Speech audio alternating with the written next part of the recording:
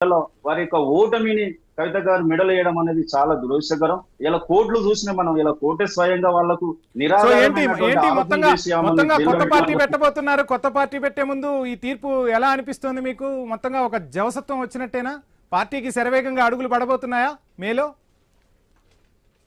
ఇలా కవితక్క గారిపై మోపినటువంటి నింద వలన రాబోయే ఈ 2 నెలల్లో మేము కొత్త పార్టీని పెట్టబోతున్నాం. ఈ పెట్టబోయే సమయంలో ఏదైతే లిక్కర్ కేసు ఉందో ఆమెను ఎన్ని రకాల ట్రోల్ చేసిరో, ఇలా విశ్వార్థం చేసినట్టు బతుకమ్మను నెత్తిన పెట్టుకున్నటువంటి ఆ బతుకమ్మను ట్రోల్ చేసుకుంటూ దాని మీద సీసలు పెట్టి ఒక ఆడపిట్టను చూడకుండా ఉన్నటువంటి కవితక్కపై ఈ రోజు నిందలు మోపి ఇలా కోర్టు ఇచ్చిన తీర్పు ద్వారా ఇలా ఖచ్చితంగా మేము ఏదైతే 2 నెలల్లో కొత్త పార్టీ పెట్టబోతున్నామో ఆ కొత్త పార్టీకి మాకు ఇలా 100 రెట్ల ఉత్సాహం మాకు కల్పిస్తుంది. ఇలా బీఆర్ఎస్ పార్టీ చేసినటువంటి తప్పిదాలతో ఇలా ఓటమిని అంగీకరించకుండా ఒక అహంకారంతో ఆడున్నటువంటి దోపిడిదారుల టికెట్లు ఇచ్చి ఇలా కవితక్క మెడలో ఇలా ఓటమి అన్నటువంటి దండని వేసుడు అనేది ఎంతవరకు కరెక్ట్?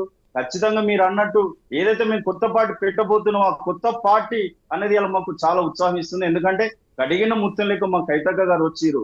జైల్లో ఉన్నప్పుడు కూడా ఎప్పుడైతే కోర్టులో హాజరుపరిచే సమయంలో కూడా మొక్కవోని ధైర్యంతో ఎక్కడ కూడా తప్పు చేయలేదు కాబట్టి మొక్కవోని ధైర్యంతో నేను కడిగిన ముత్తం లెక్క వస్తున్నా అని చెప్పి మా జాగృతి కార్యకర్తలు కావచ్చు తెలంగాణ ప్రజలు కూడా చెప్పుకుంటూ వచ్చింది. ఇవాళ నిజంగా అదే ఇలా రుజువైంది. తప్పకుండా కొత్త పార్టీ పెట్టబోతున్న సందర్భంలో మాకు ఇది ఉత్సాహాన్ని కలిగిస్తుందని మేము తెలియజేసుకుంటున్నాం. రైట్, షార్ట్ బ్రేక్ తీసుకుందాం. స్టేట్